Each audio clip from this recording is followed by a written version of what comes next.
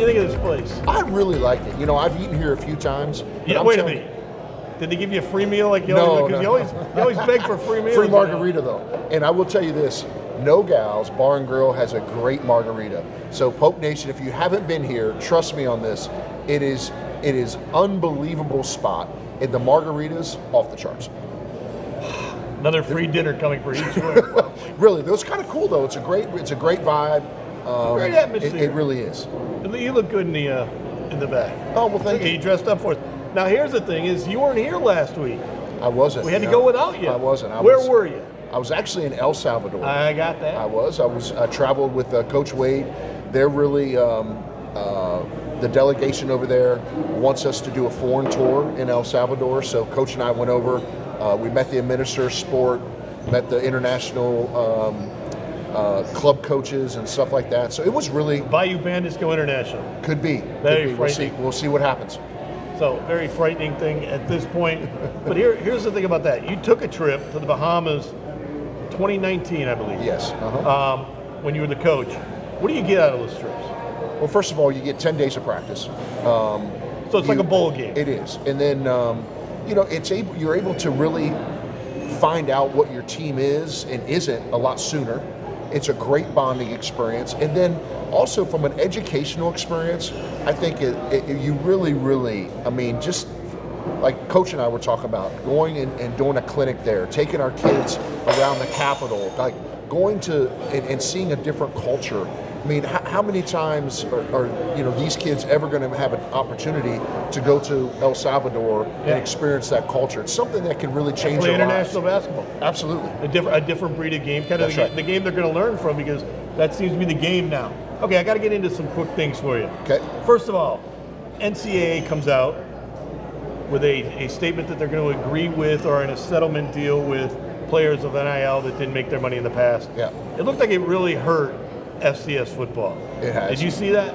Yeah, I mean, if those proposals actually pass, I think it, and I have it, we're going to have Dr. Rousse on here later. We've had very preliminary discussions on it, but it's going to hurt. It's going to hurt. It is. And because this is about Power 5 football, okay? Yeah. And they're basically passing the buck to, you guys who weren't really affected by it. Exactly right. And so for them to say, hey, we're going to, take your NCAA distribution by, a couple $100,000, I mean, obviously that hurts the bottom line. Yeah. So that's something that's going to play out here next. Next question for you is this. Where's SFA? Where's Stephen F. Austin? Have they not signed yet? I've got the story written. We all know they're coming. The WAC is putting out statements saying they've got to change their schedules next year. Yeah, that's a Chris Grant question. But I've tried to call him for a couple of days. I'm sure you have. But I think they, there's obviously been some very, very intense discussions, and I would be surprised if it's not announced soon. I would imagine it's coming after the baseball tournaments. They didn't want to interrupt the news cycle with baseball tournaments. That's my guess. But I mean, we'll see what happens. I mean, you never know until the ink is dry. You never know until it's all done. Yeah, look at you guys. That's exactly right. You never know, but I think they're coming back. But I will tell you, and I've said it on this show before, when we made that decision, and Dr. Rousse and I we sat there together, and when we made the decision and talked to Dr. Burkell about staying, it turned out to be, my gut was right, it turned out to be the right decision. Apparently your gut's right when you get the free food, too. So, when we come back, we'll have Dr. Wade Rousse on, the incoming president of McNeese Talk Sports and Economics, after this from Nogal's Bar and Grill. Whether it's an injury case, a property case, or a business dispute, our lawyers are at the top of their game. Ask anyone who knows us.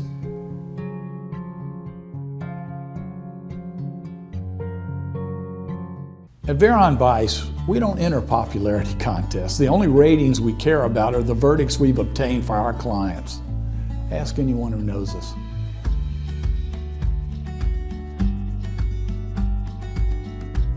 Tell me how the day unfolds. Traffic fast or traffic slow. The feeling is so fine, I gotta say. You're everywhere, got you everywhere. Everywhere I roam. You're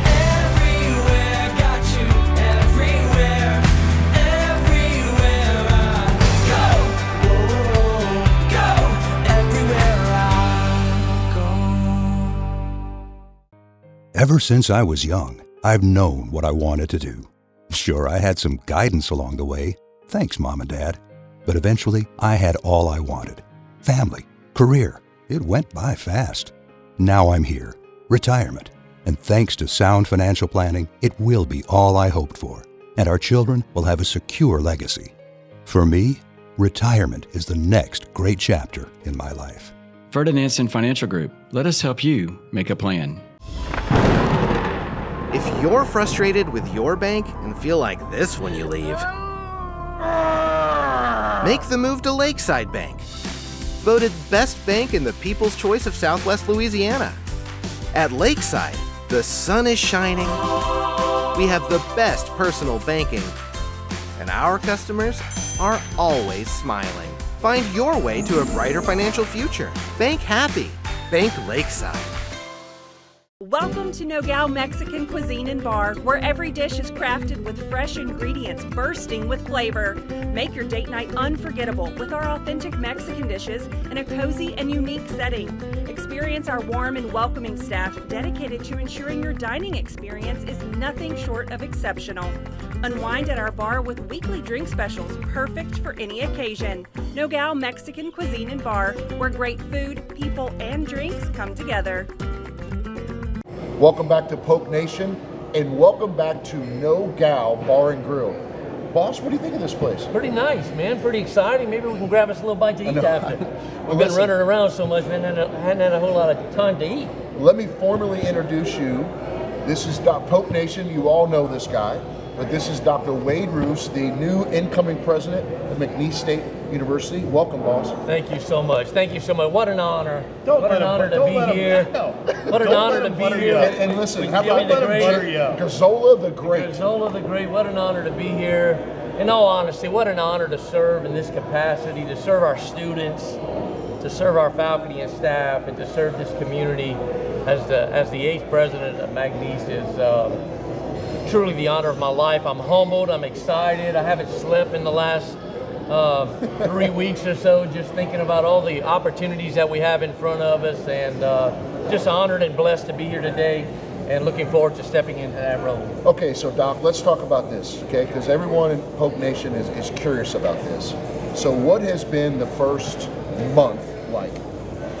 Right, so you would know, you were a part of it, pretty much all of it. So we Dr. Brickell has been amazing in terms of having a transition. What we have that a lot of presidents don't have is the ability to have our leadership team work side by side with the departing leadership team to truly make sure we can hit the ground running. So we had a strategy session that lined up the weekend before the announcement was made.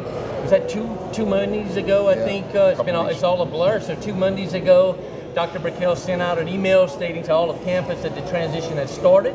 And as of that day, all decisions and budgetary approvals, everything would be running through the incoming executive leadership team. So we prepared the executive leadership team. I don't know if that's been officially announced on this program yet, but our interim Vice President of Business Affairs, or our CFO, is Mrs. April Broussard. Our interim provost, or Vice President of Academic Affairs, is Dr. Michael Buckles. Senior Vice President of Student Affairs is Dr. Ked Nicholas.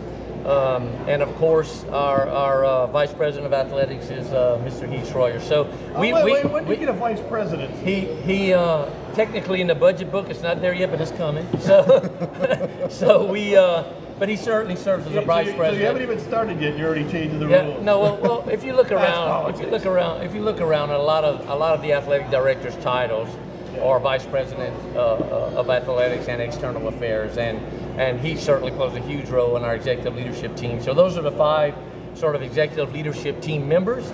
The email went out on Monday. We followed up that email. Each of us had 5 contacts, and we lined up about 25 meetings in the first 48 hours to truly start moving the ball into transition and to get this thing rolling. So to answer your question, what has it felt like the last 2 weeks? Is a lot of no sleep, a lot of fun, a lot of excitement, so much opportunity out there that I think the executive leadership team's uncovering and really excited to attack. So last question until I'll turn it over to Gazzola the Great here, because I know he's got a list of them. But you have obviously, you've always had objectives and goals, and I've worked for you for years, so I understand, how your brain works, if you will.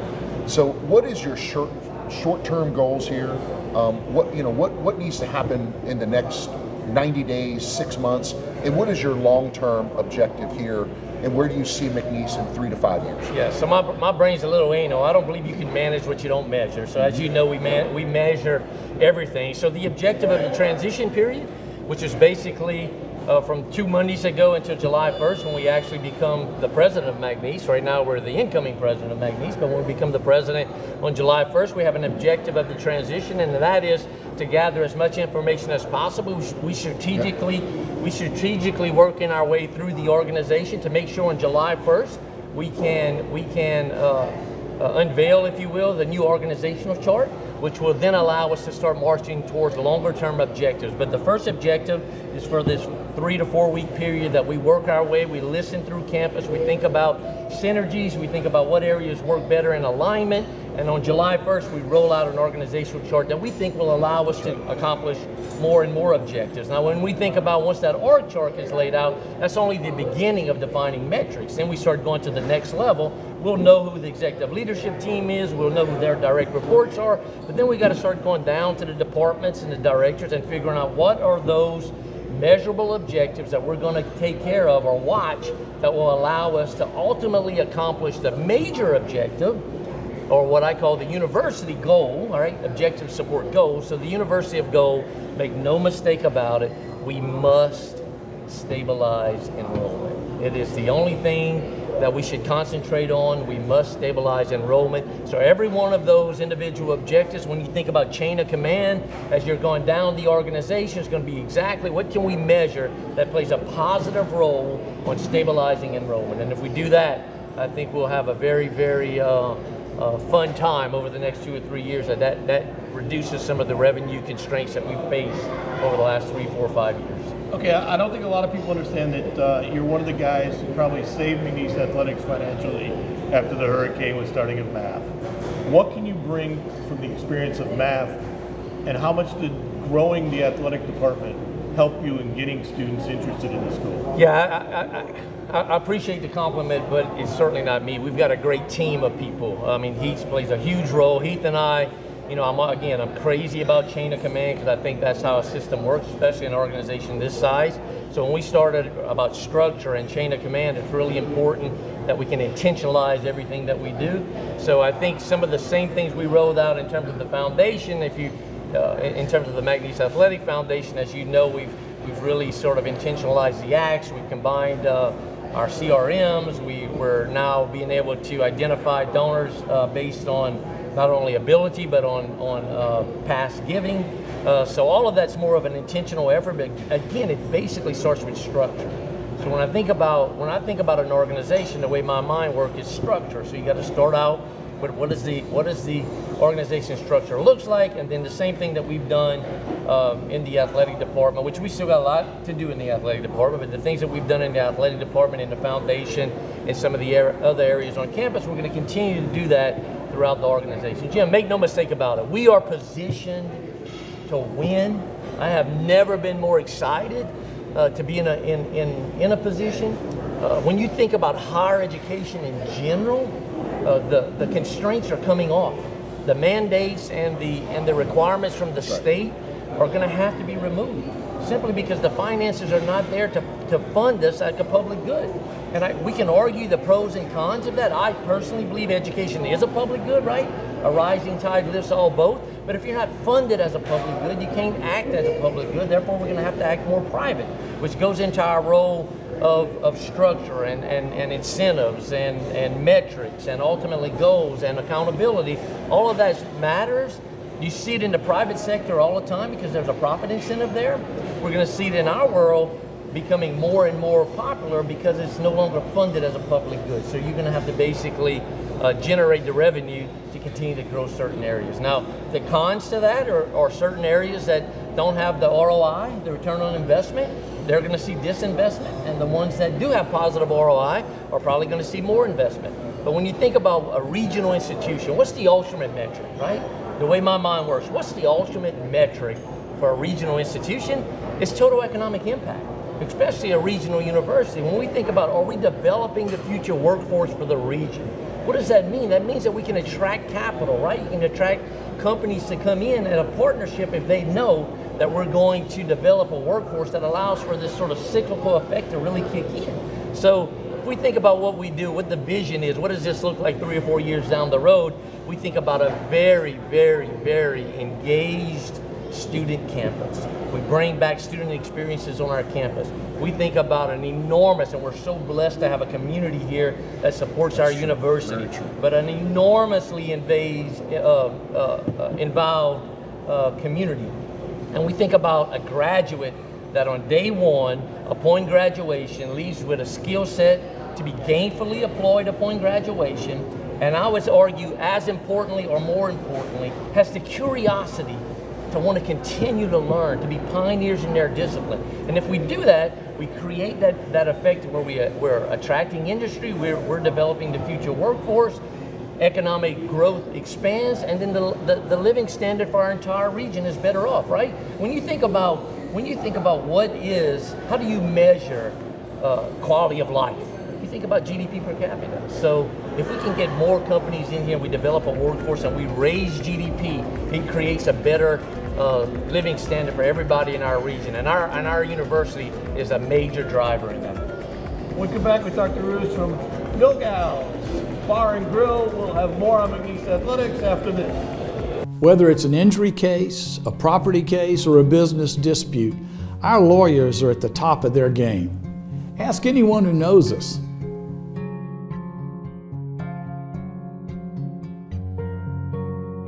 Welcome to Nogal Mexican Cuisine Bar, where every dish is crafted with fresh ingredients bursting with flavor. Make your date night unforgettable with our authentic Mexican dishes in a cozy and unique setting. Experience our warm and welcoming staff dedicated to ensuring your dining experience is nothing short of exceptional. Unwind at our bar with weekly drink specials perfect for any occasion. Nogal Mexican Cuisine Bar, where great food, people, and drinks come together.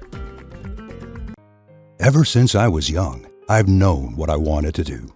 Sure, I had some guidance along the way. Thanks, Mom and Dad. But eventually, I had all I wanted. Family, career. It went by fast. Now I'm here. Retirement. And thanks to sound financial planning, it will be all I hoped for. And our children will have a secure legacy. For me, retirement is the next great chapter in my life.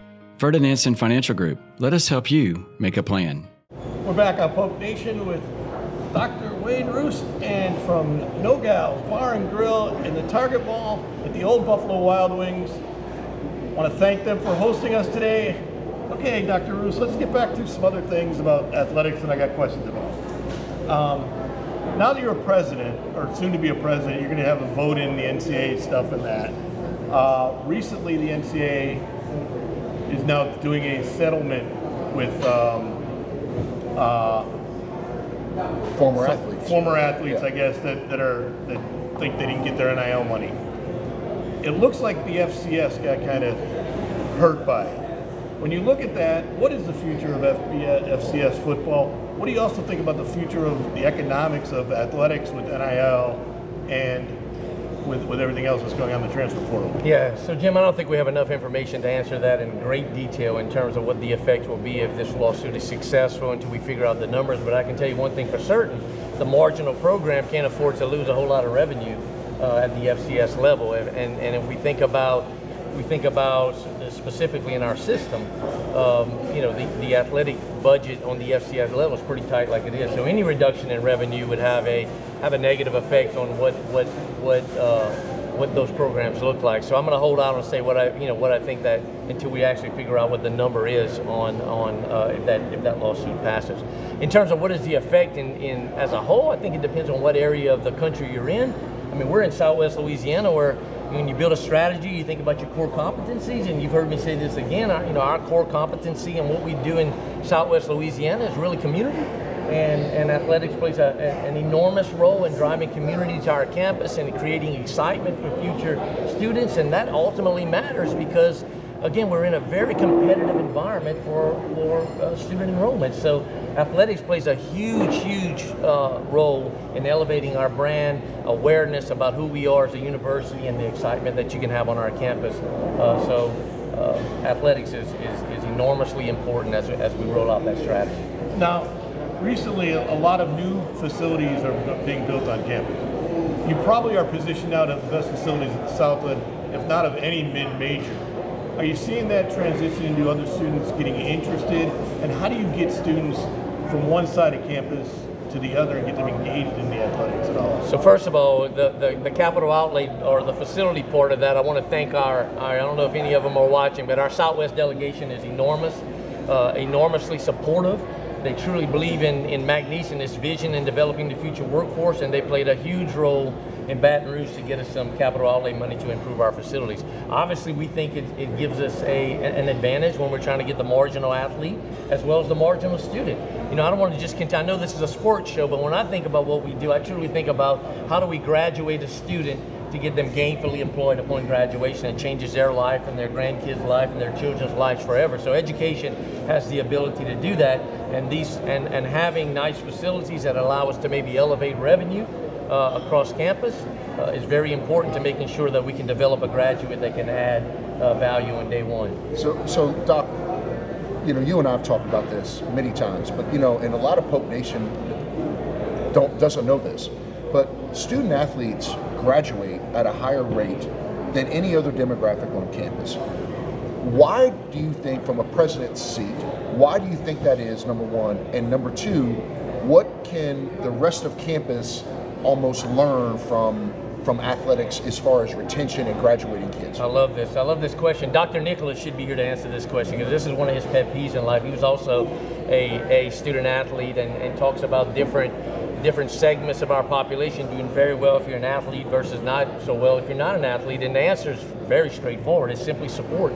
The support of a coach doesn't allow a certain athlete to miss too many classes. If GPA gets to where it's in trouble, there's some interaction and some intervention there that takes place. How do we roll out? Dr. Nicholas, one of his primary objectives is to figure out how do we roll that out to other areas across campus to help with retention.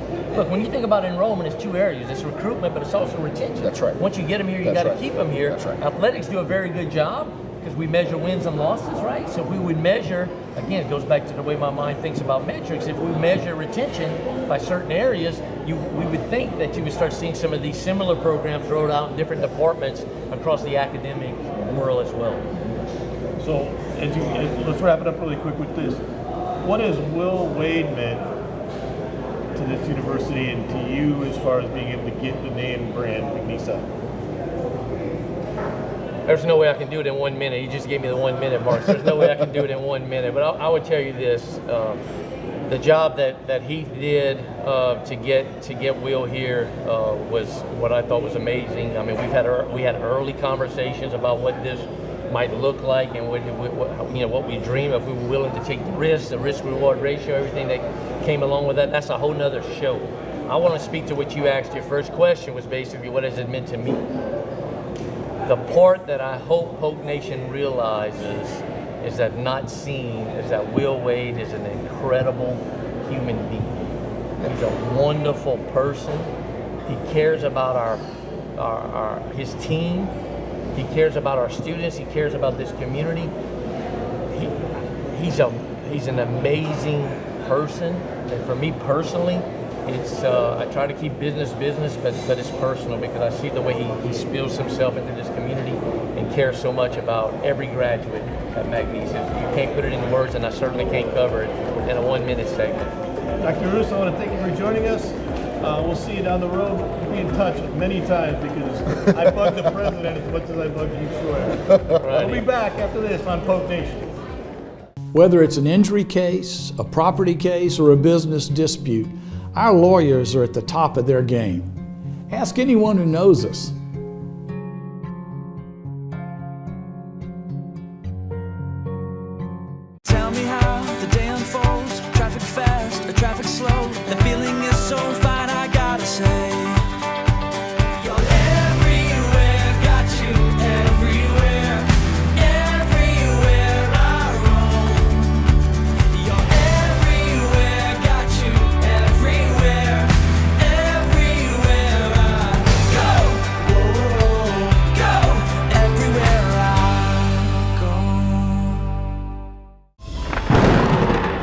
If you're frustrated with your bank and feel like this when you leave,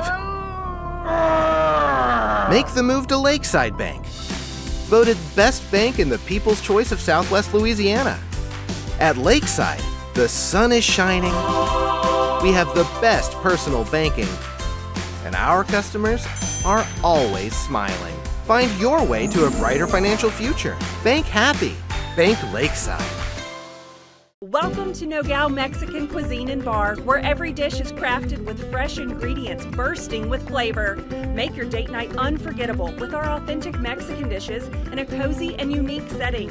Experience our warm and welcoming staff dedicated to ensuring your dining experience is nothing short of exceptional.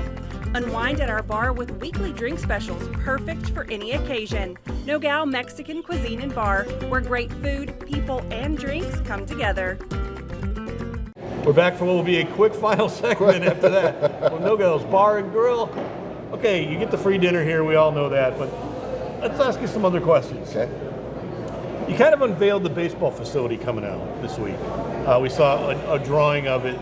You're going to have the best facilities in the Southland Conference here pretty soon. Is that a prelude to leaving the Southland Conference? Well, listen, I mean, I've always said our objective is to obviously, if and when the time comes to make the jump to FBS, we want to be ready. Facilities is a part of it. We have to win. Look, the elephant in the room is we have to win in football. And you know, this is a huge year for us in a lot of ways. But we're positioning ourselves to, you know, like I've always said on this show, Jim, is to be regionally dominant and nationally relevant, and facilities play a part of that. Well, football-wise, though, you have gotten so far 18 FBS transfers. Now, they don't always work out, but you got more than anybody in the country coming in.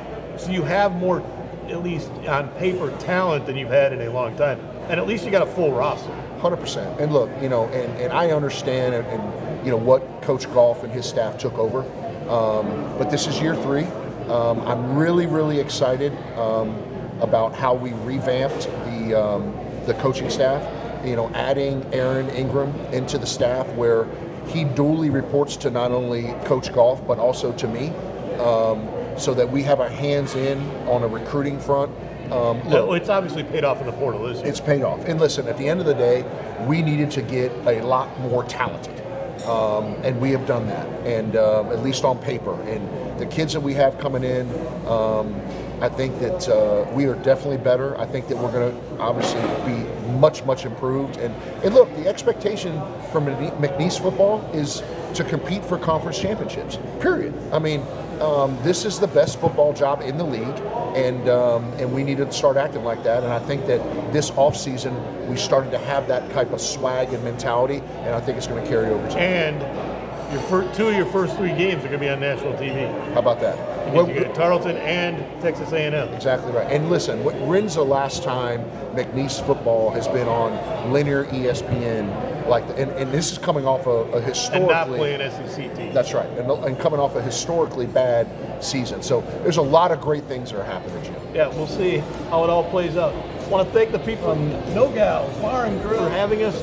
Great place. You'll probably do it more if you feed Heath Schroyer, that's for sure. The margaritas are off the charts, I promise. We'll see you next week on Poke Nation.